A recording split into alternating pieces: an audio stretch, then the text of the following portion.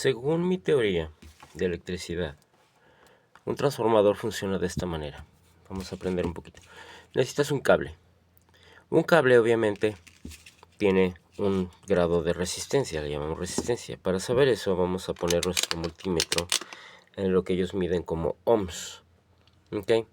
Tenemos de una resistencia desde menos 200 ohms, que es muy poquito. Luego 2000 hasta 2000, de 0 a 2000, de 0 a 20.000, de 0 a 200.000 ohms, de 0 a 2 millones, 200 millones y 2000 millones de ohms, que ya viene siendo una resistencia tan alta que casi ni siquiera conduce.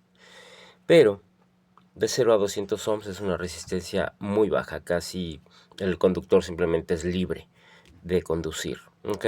Entonces vamos a ver, los cables, cualquier cable, ya sea alambre, sin esmalte, por ejemplo, como este, que lo extraí de un cable eléctrico, saqué todo el cable y lo depilé, le quité la cinta aislante o el plástico aislante. Aquí está, no hay nada.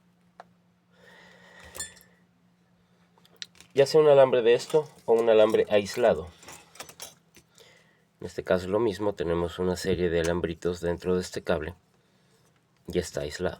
¿Ok? Bueno, para generar resistencia, cualquier cable, cualquier alambre genera resistencia. Pero para llegar a un punto de que tenga resistencia, lo que necesitamos es que sea largo.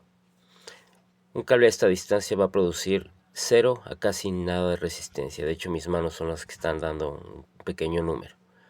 Pero mientras más largo y más largo sea el cable, la resistencia va a aumentar. Obvio, aquí la diferencia va a ser casi mínima, casi nada. De hecho, esa resistencia que ves de 0.4 viene siendo, sin tocar, la resistencia que ya dan los cables en sí mismos de el multímetro más la tolerancia.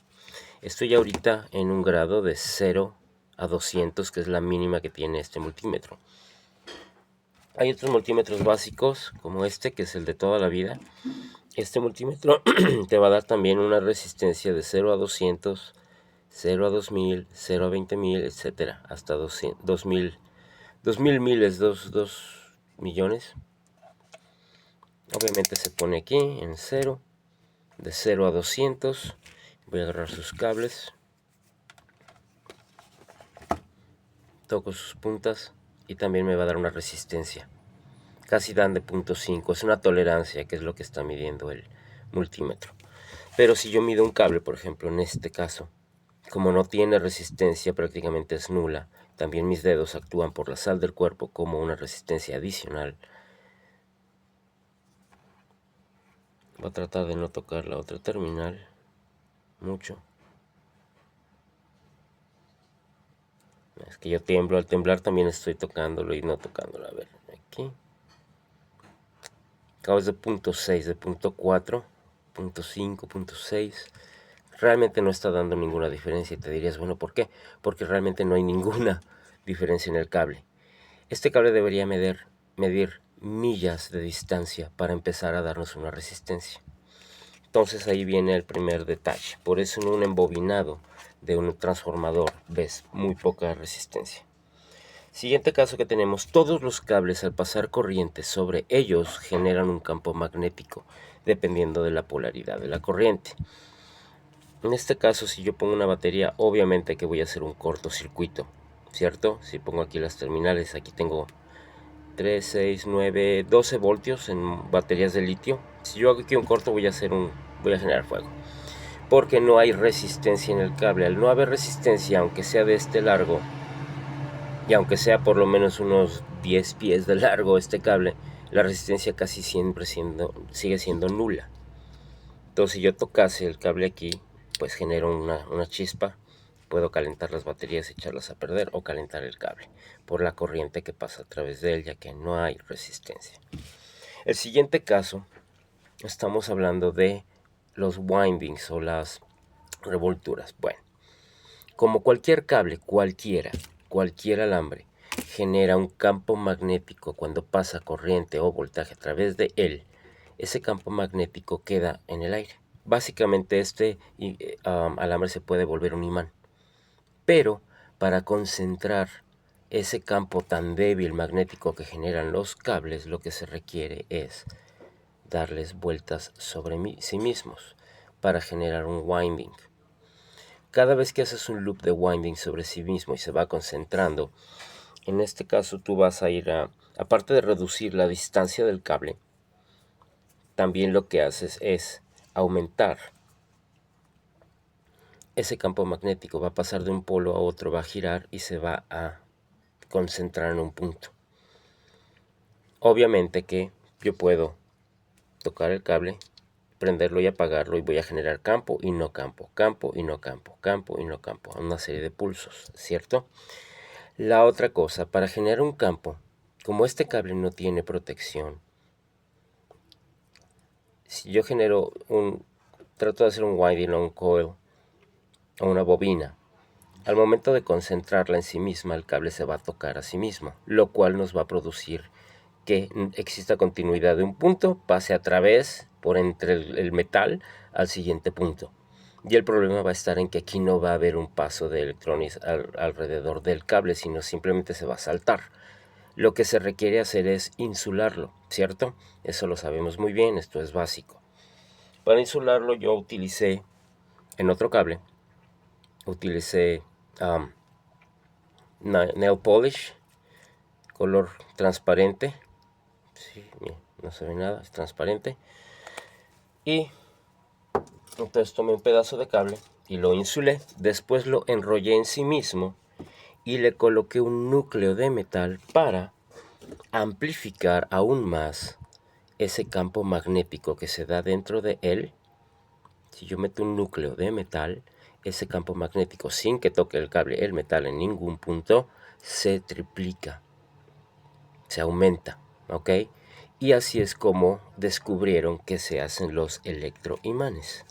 En este caso, al yo producir un campo concentrado en el mismo cable, si esto lo desenrollo, es exactamente el mismo largo del otro cable que te he estado mostrando, exactamente el mismo largo, pero enrollado y concentrado con insulación de nail polish para que no toque ni al metal ni entre sí. Y esto ya podemos con más seguridad hacerle un cortocircuito, pero no nos va a dar el problema. Aparte, con esto generamos un electroimán porque ya concentramos el campo magnético. Entonces te voy a hacer una demostración rápida, como puedes ver, ¿sí?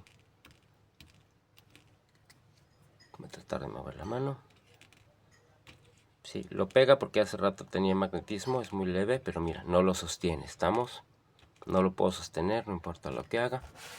No lo puedo sostener porque no está generando ningún campo, es simplemente el magnetismo natural que le quedó de las pruebas. Pero si yo conecto corriente, ese campo va a empezar a correr y se va a concentrar en este punto. Veamos. Tiene que ser algo rápido porque es un cable muy corto y la resistencia es casi nula. Y ahí está. Lo suelto y se cae. ¿Estamos? Queda un poco de remanente magnético, pero no es lo suficiente para levantarlo. Pero si vuelvo a pegarlo, vuelvo a generar ese electroimán. Pego y ahora sí lo agarra. Y lo suelta. ¿Ok? Bueno, esa es la base de de un transformador. Ahora, ¿a qué vamos a ir? ¿Cómo es que funciona el transformador? Te hablamos de bobinas primarias y secundarias. Este es el caso. Como ya vimos que yo al concentrar un alambre largo alrededor de un núcleo de metal, puedo generar un campo magnético. Pero da la casualidad que también puedo generar electricidad de un modo contrario. Si yo tengo un imán permanente, aquí tengo algunos imanes que puedes ver ahí, unos imanes permanentes. Dice la teoría, que es cierta, de hecho, que si yo tengo un embobinado y yo le paso un imán a ese embobinado, cada vez que paso el imán a través del embobinado, me va a generar una pequeña corriente aquí. se va a excitar el alambre en sí mismo, gracias al metal y todo aquí, y va a generar corriente ahora para atrás. En lugar de que yo le dé corriente y haga un imán, el imán le da corriente, el imán, aquí al girarlo, le da corriente y envía una pequeña cantidad en este caso. Si yo pudiese girar este imán en su eje, así rapidísimo, cambiaría los polos entonces negativo y positivo alrededor de la bobina. Y eso excitaría esta bobina a tal grado de que me daría una corriente alterna, porque cada vez que mete un polo, manda a un lado. Polarizo al revés, gira hacia el otro lado, la corriente. Polarizo otra vez, manda a otro lado. ¿Sí? Giro otra vez y manda a otro lado. Entonces se va a polarizar en ambos sentidos. Pero mientras más rápido, más rápida la polarización. Y a eso le llamamos corriente alterna.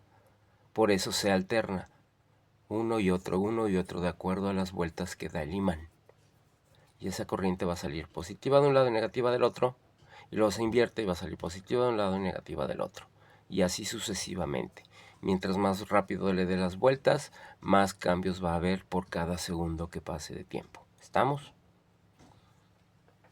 O al revés, puedo utilizar este electroimán. Si le doy una polaridad, puede que repele al imán o puede que lo jale hacia sí mismo. ¿Estamos? Puedo darle polaridad. Si este lado lo hiciera positivo y este negativo, genera un campo que me va a dar una polaridad, ya sea de repulsión, o si lo invierto, puede ser una polaridad de atracción hacia un imán, hacia un polarizado, ¿ok? Hacia alguien que está polarizado. Un imán obvio está polarizado. Tú lo sabes, yo lo sé. En ciertos puntos aquí no lo puedo unir porque están en los polos en la misma dirección, pero si yo lo invierto a uno de los polos, vean, se unen. Pero si le hago al revés, a los polos, pues no se va a dejar, obvio. ¿Viste? Ahí. No se deja. Tiene que darse la vuelta para poderse agarrar. Ahí está. Espero que la explicación vaya más o menos. Bueno, entonces, ¿cómo funciona un transformador? A alguien se le ocurrió que si yo tengo esa propiedad de generar campos magnéticos y al mismo tiempo los campos magnéticos generen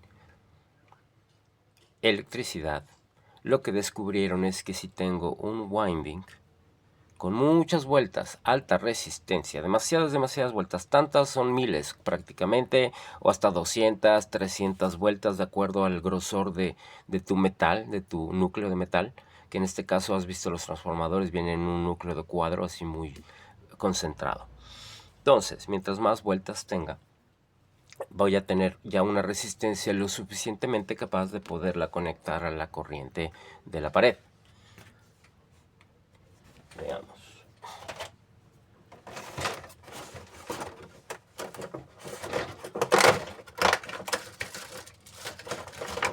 En este caso simulemos que aquí conecté esto a la pared y traigo aquí 110 voltios y tengo un winding suficientemente largo que produce todo el coil.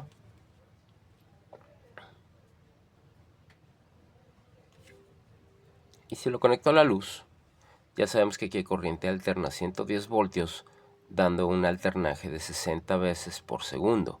Eso me va a generar aquí un campo magnético en mi coil súper rapidísimo, ¿cierto? Que va a ser alternado. Si aquí tengo demasiadas vueltas, la resistencia va a ser alta. Pero descubrieron que si yo agarro otro núcleo con otro winding, pero con menor número de vueltas, mucho menor el número, como puedes ver aquí tengo demasiadas y aquí apenas si tengo unas cuantas, y los acerco, ese número de vueltas del secundario me va a determinar un voltaje de salida, ya que entre ellos va a haber un acoplamiento magnético. ¿Estamos?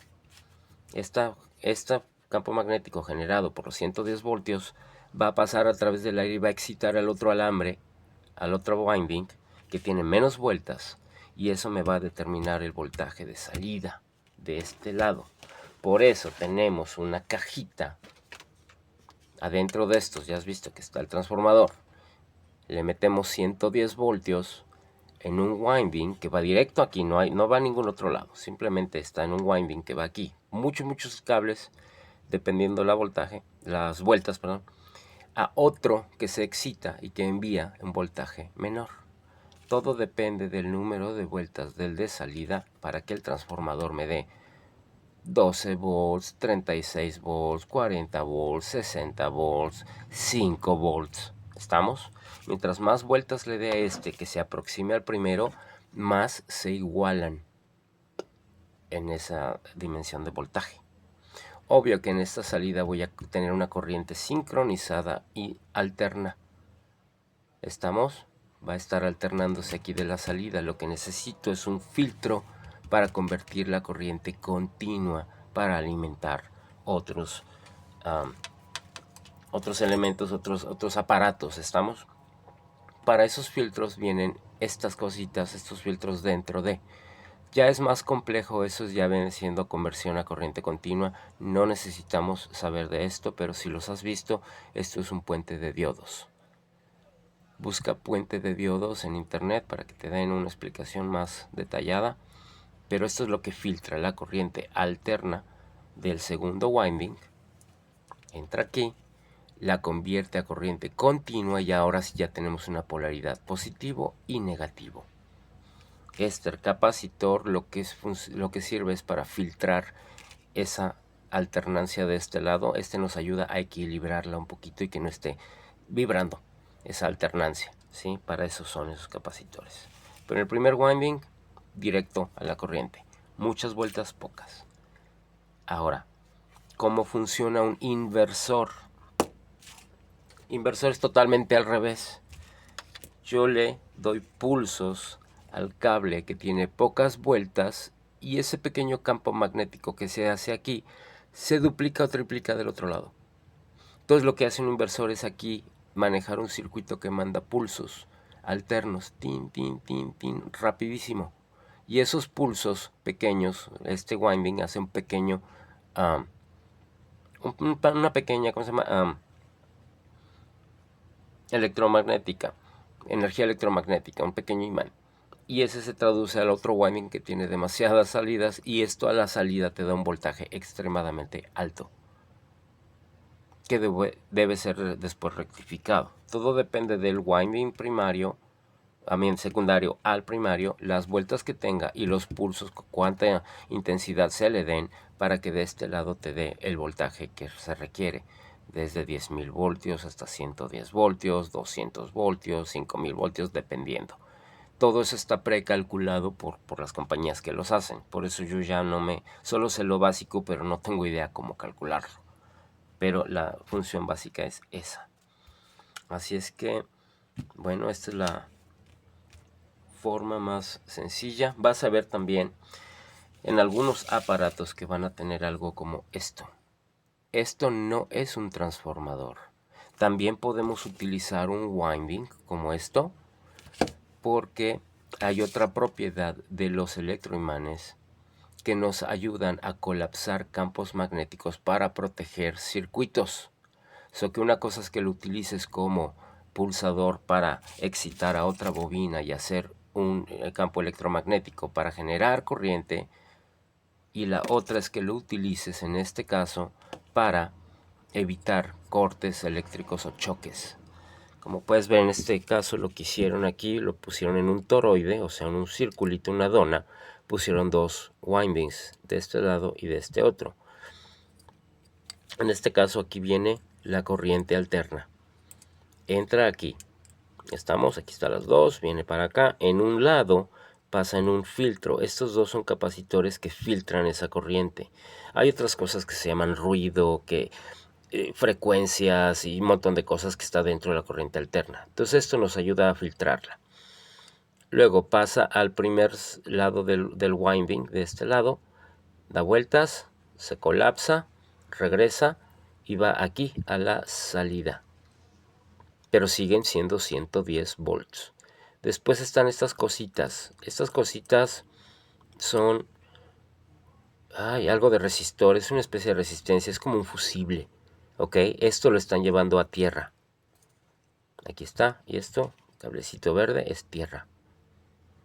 Por si hay alguna falla, un choque o algo eléctrico, estos dos, aquí está el otro lado, vamos a ver el otro lado, que es este, viene acá, va a la resistor, a tierra. Y aquí está el otro winding, que viene de aquí, salta para acá, viene al fusible, pasa por el fusible, viene para acá, y ahí está el otro polo de la entrada.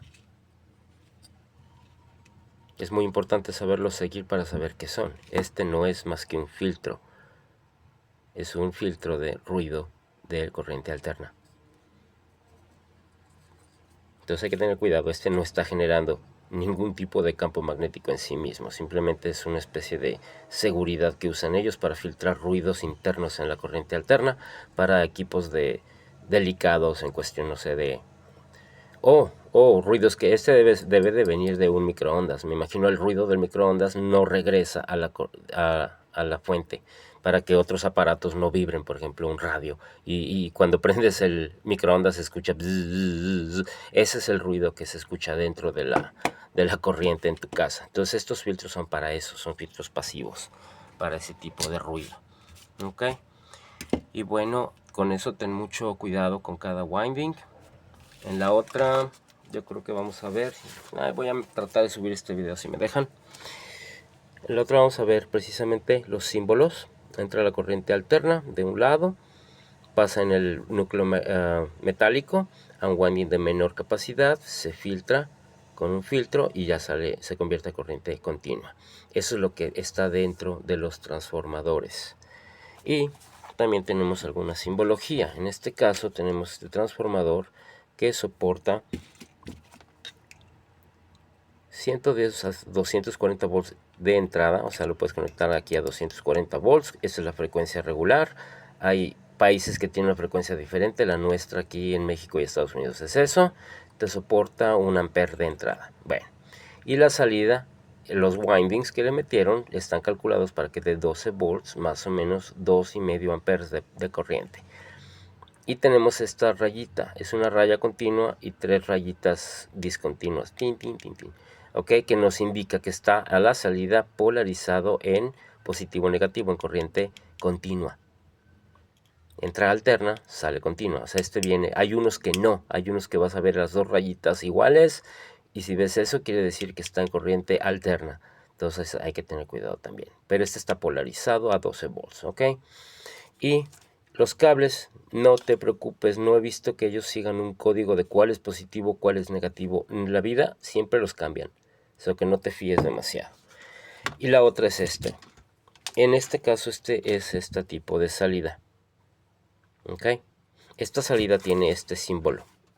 A veces vas a ver este símbolo en la cajita. Y ese símbolo, ¿por qué lo ponen? Porque nos están indicando quién es el negativo y quién es el positivo. Estos vatos a veces lo invierten, hay que tener cuidado. El positivo a veces lo ponen afuera y el negativo adentro. Y si no te fijas y lo conectas a una computadora o algo así y no estaba la polaridad bien, la truenas. Son cosas que uno tiene que aprender con los años y con echar a perder. Pero en este caso el símbolo vendría siendo así. El negativo por fuera y el positivo por dentro. Ya lo calculé, lo chequé hace rato con el multímetro y ya me dio el voltaje, el cual se va a medir en voltaje directo. ¿Ves el símbolo de las rayitas? Ahí está. Eso es lo que nos indica que ese es voltaje de corriente continua. Por eso hay que saber interpretar símbolos. Ahí lo tienes. 12 volts, las rayitas. Lo voy a medir con esto. De 0. Estos son milivolts. Estos son 2 volts. Ten cuidado. Tiene que ser de 0 a 20. Aquí te va a decir 0 a 19.99 volts. Cualquier cantidad, una pila, lo que sea. ¿Ok? Y no solo en este, no todo el mundo tiene ese multímetro, todos tenemos este multímetro. Es lo mismo. ¿Ok? Nos va corriente directa en voltaje. 2000 milivolts. No, queremos esto. de 0 a 20 volts. Baterías de 12 volts, baterías de casa, por ejemplo este set de pilas, aquí puedo saber el voltaje. Sé que aquí tengo menos de 20 volts, o sea que puedo medirlo aquí y saber la polaridad. No lo tengo al revés, tengo aquí en 10 amperes, ahí está. Sí, en este caso tengo 12.5, 12.6 volts. Ahí está. No puedo medir cada célula, cada celda de esto. Aquí, positivo, negativo. Son de 417, es normal. Estas celdas traen 417. Y si yo invierto la polaridad, el multímetro me va a indicar con una raya menos, que está invertida la polaridad. Pero aún así me va a medir de 0 a menos 20. ¿Ok? Y la otra sería la corriente alterna. ACD, corriente alterna. Esto es para amperaje. Aquí no me meto, no lo he hecho, sé hacerlo, pero no lo necesitamos, ¿ok? Vamos a medir aquí corriente alterna de 0 a 200 voltios. Ya sabemos que en casa tenemos hasta 110. Y de 0 a 750 voltios, ¿ok? De corriente alterna. Corriente directa, corriente alterna. Con polaridad, sin polaridad. Y aquí, sin miedo, puedes meter para probar si hay cuánta luz hay, por ejemplo, un switch o lo que sea, puedes sin problemas meterlo a la luz. No te va a causar ningún problema. Y es la última prueba que voy a hacer. Voy a mover el teléfono de esta base que hice y te voy a demostrar la veracidad de este truco.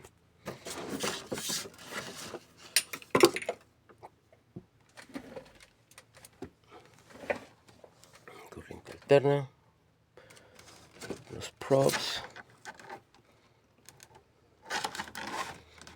la meto y me indica 132 voltios, que es el voltaje que tengo ahorita en la casa. Ok, si la paso de 0 a 750 también va a funcionar, nada más que me va a dar una medida con punto decimal. ¿Viste? Quita el punto decimal, entonces son directos 132. Pero acá ya me lo da un poquito más acertado porque es de 0 a 200 volts y me deja un punto decimal. ¿Viste? Que es la variación del voltaje. Y bueno, espero con este tutorial que te ayude un poquito a entender cómo funcionan los transformadores.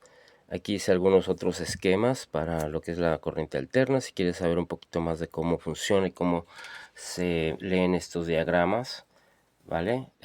Y cómo es que funciona esa corriente alterna de la casa y cómo es que se genera.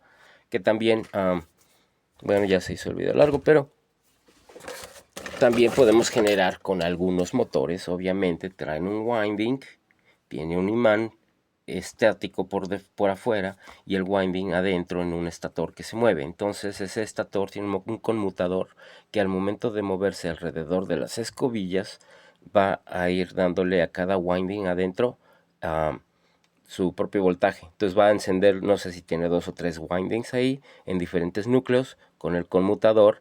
Ese conmutador lo que hace es prender cada núcleo cada vez y está sincronizado con los imanes. Y entonces como los imanes lo repelen, pues empieza a generar movimiento. Entonces es tan rápido el proceso que tú ves un giro y genera fuerza. Y lo mismo, si yo invierto y empiezo a girar con la mano rapidísimo, ahora los windings que giran alrededor del imán lo que van a hacer es producir su propia electricidad. De aquí saco un voltaje chiquitito, apenas alcanza para prender un foquito de estos,